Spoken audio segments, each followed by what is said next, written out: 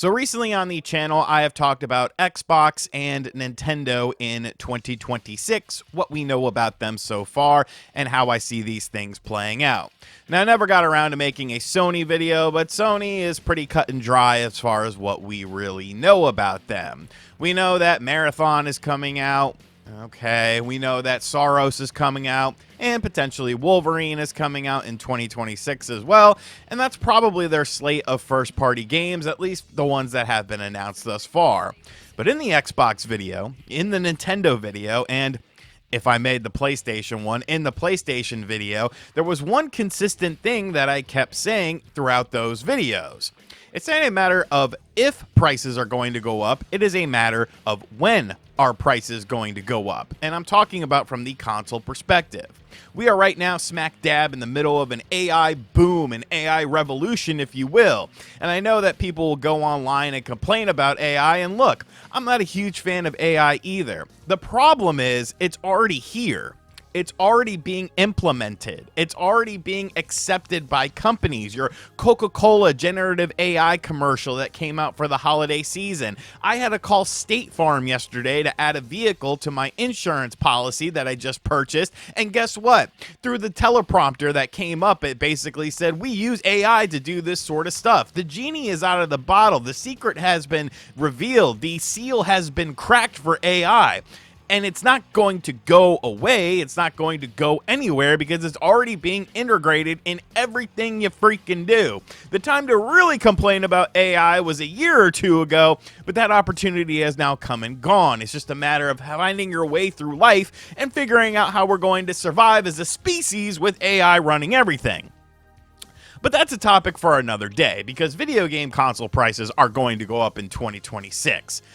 But now is where things get very, very interesting because a report came out from Tom Henderson from Insider Gaming, and, you know, no disrespect to Tom Henderson, no disrespect to Insider Gaming, but I didn't need this to be the catalyst for these discussions to start. Because I've been talking about this stuff for a while now, but a new report came out from Tom Henderson saying that he anticipates that everything is going to go in a very different direction for next generation consoles. And whereas we were expecting to see something Xbox related in 2026 and potentially come out in 2026 or 2027, that may not be the case. But why would that be? What's going on? I mean, you know, well, like I said, I don't need a report to tell me what my eyes can clearly see, because you can see here on a article written on videocards.com, it looks like GPU price hikes are just about to start. And this is basically saying that AMD and NVIDIA GPU price hikes may reach in January to February of 2026. So this is something that's coming to us from a translated thing, blah, blah, blah. Once again, I don't even necessarily need this article to exist to really get my point across with this video, because this is basically just giving a timeline of when they expect things to happen. So it seems like AMD GPUs for AIB brands may see an earlier price increase starting in January, and NVIDIA may be starting in February. Okay, so let's just say that this timetable isn't completely accurate. We could say that. You know, I'm not going to hold it against this website, and you shouldn't hold it against me that this is when the GPU price hikes are going to happen. However, this extends to everything that is video game consoles nowadays. Because what companies are working with Sony and Xbox and Nintendo when it comes to manufacturer consoles? Well, let me think here. Now, I'm pretty sure that Xbox was saying how they worked with AMD to work on their next generation system. That's straight from Sarah Bond herself. You know, I'm pretty sure that the Nintendo Switch 2 system on a chip is done by NVIDIA. So I find it very interesting that now people are starting to open up their eyes and being like, well, hey, wait a minute here. What does this mean for next generation consoles? Because Xbox themselves, they came out and said that they are working with AMD. AMD is making the system. AMD is raising prices of GPUs in January of 2026. Even if it's not January, it's going to happen sometime in 2026. And this isn't something that is just going to go away miraculously. This isn't something that is just going to completely, crash back down to earth within the next year or two. Because here's the bigger problem with this. You have these AI data centers being built all across the world. It's not just in the United States. It's literally all across the world. They want to build them. I think I saw Elon Musk wanted to put one on the moon. Because, the moon needs an AI data center. But it's not like these AI data centers are going to be made in a matter of weeks or something like that. This is going to be a long-standing issue. All of these different companies have their own form of AI. Then they're trying to be essentially the top dog in it. Now, eventually what will happen is, yes, there will be a bubble burst of AI. Because all of these separate companies and all of these different forms of AI cannot simply coexist with each other. Especially when there's so much money going into these companies to generate their own AI programs. So eventually, much like something like a web browser or something like that, there's going to be top dogs. There's going to be the alpha, targets when it comes to AI, and the smaller ones, the ones that are losing money or not making money or, just can't sustain the infrastructure and can't sustain the financial burden, those will start to crumble. I say all that to say that this isn't something that's going to happen within a year or two. Because timeline-wise, that makes absolutely no sense. So what does this say about upcoming video game consoles? Because really, that's what this video is about. It's about the next generation Xbox console. It's about the PlayStation 6. And now people are starting to look at this and be like, well, wait a minute. If these prices for all these components that are also used to manufacture video game devices, and you could see on any marketplace right now, whether it's a main marketplace or a secondary marketplace, prices have already gone up. And they're going to continue to go up because of a supply and demand situation. The AI data centers need all of this sort of stuff, but then companies also want this sort of stuff as well. And you're starting to see, like Micron leaving the consumer market and stuff like that. But here's what's going to happen. All of that stuff is going to get so expensive, it's going to get to a point where a company like Xbox, a company like PlayStation is going to look at things and be like, well, we have this hardware that's on the marketplace right now. And, we want to make this new hardware. But to make up for the prices going up of these components, now we're going to have to charge more for the hardware that already exists. And then our new hardware is going to cost a lot more than we're comfortable necessarily releasing it at. And it's exactly what's happening right now with the Steam box. Because the Steam box is in a position to where they have already set a launch and plan of early 2026. And maybe they were trying to get ahead of this curve, but unfortunately, the curve kind of changed trajectory, and now they're kind of stuck between a rock and a hard place because the Steam box is probably going to cost more, or the Steam console, whatever the hell it's called, it's probably going to cost more than we initially thought it was going to.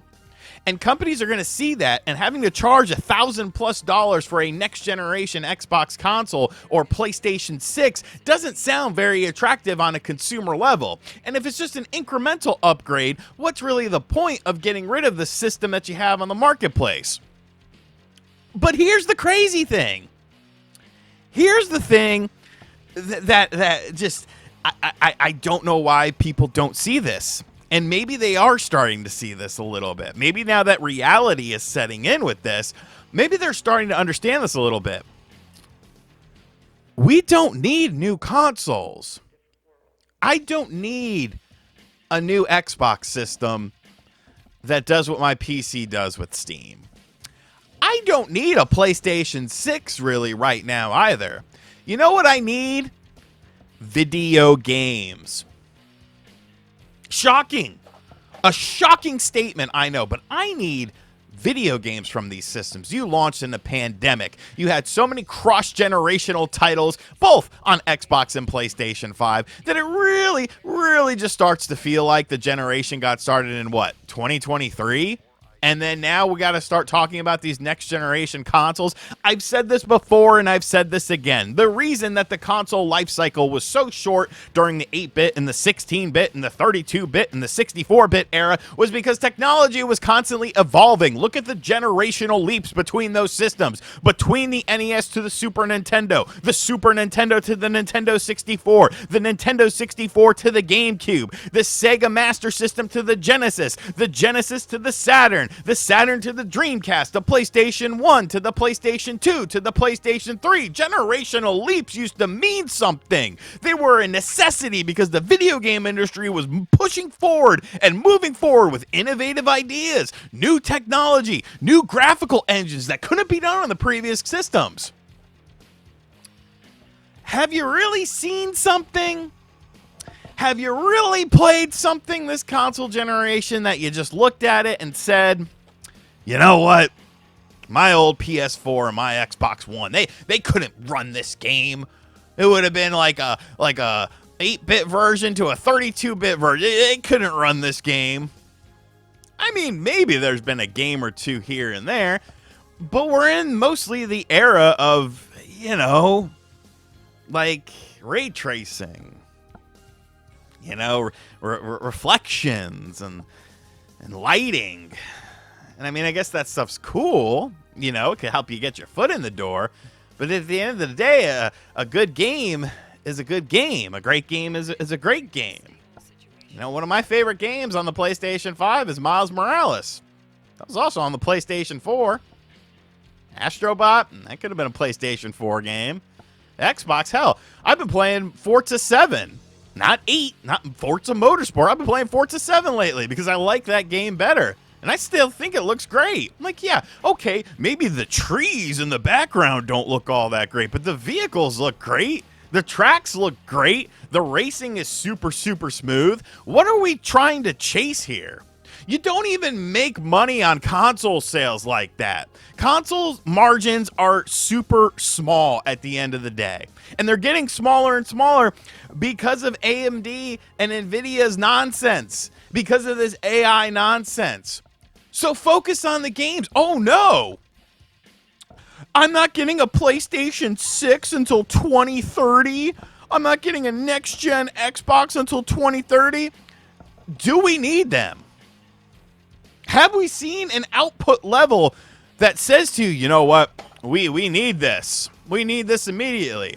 Because really, to call a spade, the most impressive thing that we've seen so far on these current gen consoles of the PlayStation 5 and the Xbox Series X was the Matrix demo. And that was an Epic Games Unreal Engine 5 demo. Show me something that is as visually stunning as that demo was in a full game context on a next gen platform, or a current gen platform, I should say. I mean, maybe there's an isolated game here or there, but think about how long ago that came out. Like, I think this is good. I'm all for this. I am all for waiting. I'm satisfied with my PlayStation 5 on a technical level. I'm satisfied with my Xbox Series X on a technical level. I just want games for these things. I want more games. And this is good. Yeah, now you have more time to cook. Now you have more time to do creative things with this hardware that you have, because you're at the era of diminishing returns anyways. Ooh, I can get 120 hertz frames per second. Like, that's cool, but it's not needed. Ray tracing is cool, but it's not needed. Ray tracing does not make a game better. Man, this video is all over the damn place. I'm filming this late, and Brett is probably too busy, so I have no idea how I'm going to edit this, but I'm going to try my damnedest so you're not just looking at me ranting and raving. But yeah, so because of the AI boom and the skyrocketing prices of all these different components and different parts and stuff like that, yes, you're probably going to have to wait quite a bit longer, you know, at least a few more years for these new next-gen consoles to come out. But guess what? You don't even really need them right now. And anyone who says that, oh yeah, we really need these right now, I just think that's ridiculous. You're entitled to your own opinion, but I just think that's ridiculous. However, let me know what you think of it in the comment section down below. How do you see this all playing out? Do you think that we will see a delay in both the next-gen Xbox and the PlayStation 6? I mean, I just don't see how you come to the marketplace and be like, oh, to $1,100 for this new console, and here's all these cross-generational games. You know, you get ray tracing, and now the game is $60 with ray tracing. Like, is that worth it to any human? Maybe. I don't know. But at that point, just get a beefy PC, or you probably already have one. And as always, guys, thank you for checking out this video. If you're new to the channel, be sure to hit that subscribe button. Be sure to like, comment, and share. Hit the bell as well. And as always, I'll catch you guys on the next video. Later.